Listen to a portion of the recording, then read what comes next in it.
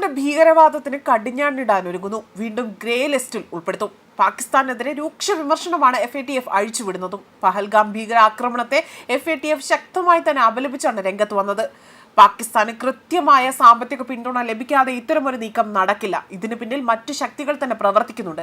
കാരണം കാര്യമായ സാമ്പത്തിക പിന്തുണ ലഭിക്കാതെ ഭീകരർക്ക് ഇത്തരമൊരു ആക്രമണം നടത്താൻ ഒരിക്കലും കഴിയില്ല എന്ന് തന്നെയാണ് FATF ചൂണ്ടിക്കാട്ടുന്നത്.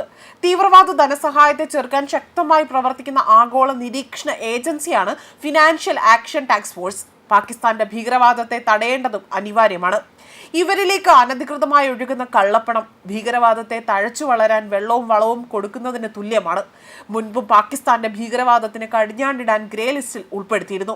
പിന്നീട് ഇത് നീക്കം ചെയ്തു. എന്നാൽ വീണ്ടും നിരപരാധികളായ 26 സാധാരണക്കാരുടെ ജീവനായിരുന്നു ഈ കാബാലികന്മാർ കവർന്നെടുത്തതും.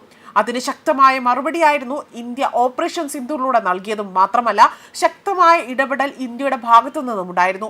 വീണ്ടും പാകിസ്ഥാനെ ഗ്രേ ലിസ്റ്റിൽ ഉൾപ്പെടുത്തണമെന്ന് ഇന്ത്യ ആവശ്യപ്പെട്ട് രംഗത്ത് വരികയും ചെയ്തു.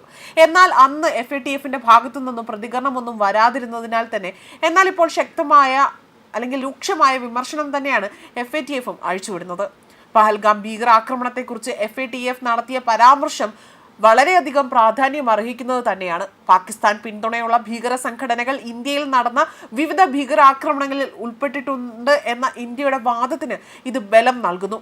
സ്വന്തം മണ്ണിൽ പ്രവർത്തിക്കുന്ന തീവ്രവാദ ശൃംഖലകൾക്കെതിരെ നടപടിയെടുക്കുന്നതിൽ ഇസ്ലാമാബാദ് പരാജയപ്പെടുത്തു എന്നതിന്റെ തെളിവുകൾ അതിന്റെ വാദങ്ങളും ഇന്ത്യ നിരത്തിയിരുന്നു. തീവ്രവാദ ഗ്രൂപ്പുകൾക്കിടയിലെ ഹവാല, അതുപോലെ NGOകൾ, ക്രിപ്റ്റോ കറൻസി പോലുള്ള ഡിജിറ്റൽ തെളിവുകൾ എന്നിവ ഇന്ത്യ കണ്ടെത്തുകയും ചെയ്തു. തീവ്രവാദ ഗ്രൂപ്പുകളിലേക്കുള്ള തുടർച്ചയായ പണമൊഴുക്കാണ് ഇത് സൂചിപ്പിക്കുന്നത്. പഹൽഗാം ആക്രമണത്തെ FATF അപലപിച്ചത് പാകിസ്ഥാനെ വീണ്ടും ഗ്രേ ലിസ്റ്റിൽ ഉൾപ്പെടുത്താനുള്ള ഇന്ത്യയുടെ ശ്രമങ്ങൾക്ക് സഹായമേകും. തീവ്രവാദ ധനസഹായത്തെ പ്രത്യക്ഷമായും പരോക്ഷമായും തന്നെ പിന്തുണയ്ക്കുന്ന രാജ്യങ്ങളെയായിരുന്നു FATF ഗ്രേ ലിസ്റ്റിൽ ഉൾപ്പെടുത്തുന്നത്. ഭീകരവിരുദ്ധ നിയമങ്ങൾ പൂർണ്ണമായും തന്നെ നടപ്പാക്കുന്നതിൽ പാകിസ്ഥാൻ പരാജയപ്പെട്ടതിനെ കുറിച്ചുള്ള ആശങ്കകൾ ചൂണ്ടിക്കാട്ടി പാകിസ്ഥാനെ ഗ്രേ ലിസ്റ്റിലേക്ക് തിരികെ കൊണ്ടുവരുമെന്നും ഇന്ത്യ ഏറെ നാളായി തന്നെ ആവശ്യപ്പെട്ട് രംഗത്തുണ്ട്.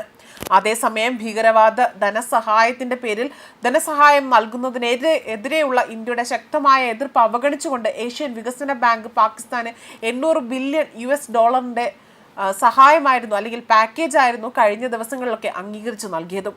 ദുരുപയോഗം സംബന്ധിച്ച് ഗുരുതരമായ ആശങ്കകൾ ചൂണ്ടിക്കാട്ടി ഏഷ്യൻ വികസന ബാങ്ക് പാകിസ്ഥാന് സാമ്പത്തിക സഹായം വാഗ്ദാനം ചെയ്യുന്നതിനെ ഇന്ത്യ ശക്തമായി തന്നെ എതിർത്തതായി സർക്കാർ വൃത്തങ്ങൾ വ്യക്തമാക്കിയിരുന്നു. 2018 GDPയുടെ 13% നികുതി വരുമാനം 2023 വെറും 9.2% ഗണ്യമായി കുറഞ്ഞതും പ്രതിരോധ ചിലവിലെ വർധനവും ഒക്കെ തന്നെ പാകിസ്ഥാന്റെ സാമ്പത്തിക ദുർബലതയെ ഇന്ത്യ ഉയർത്തിക്കാട്ടുകയാണ് ചെയ്യുന്നത്. അതുപോലെ തന്നെ IDBയിൽ നിന്നും മറ്റ് അന്താരാഷ്ട്ര വായ്പകളിൽ നിന്നുമുള്ള വായ്പകൾ വികസനത്തിന് പകരം സൈനിക ചിലവുകൾക്കായി വഴിതിരിച്ചുവിടുമെന്ന് ഇന്ത്യ ഭയപ്പെടുകയും ചെയ്തിരുന്നു. അതിർത്തി കടന്നുള്ള പാകിസ്ഥാന്റെ ഭീകരതയ്ക്കെതിരെ കടുത്ത നടപടിയായിരുന്നു ഇന്ത്യ സ്വീകരിക്കാൻ ഒരുങ്ങിയത്. അന്താരാഷ്ട്ര സാമ്പത്തിക കുറ്റകൃത്യ നിരീക്ഷണ ഏജൻസിയായ ഫിനാൻഷ്യൽ ആക്ഷൻ ടാസ്ക് ഫോഴ്സിനോട് പാകിസ്ഥാനെ ഗ്രേ ലിസ്റ്റിൽ തിരികെ ഉൾപ്പെടുത്താൻ ഇന്ത്യ ആവശ്യപ്പെട്ടത് കഴിഞ്ഞ ദിവസങ്ങളിലാണ്. 2022 പാകിസ്ഥാനെ ഗ്രേ ലിസ്റ്റിൽ നിന്നും FATF ഒഴിവാക്കിയത്. പിന്നീട് ഇപ്പോഴാണ് ഇത്തരമൊരു സാഹചര്യത്തിലേക്ക് നീങ്ങുന്നതും. ന്യൂസ് ഡെസ്ക് കർമ്മ ന്യൂസ്.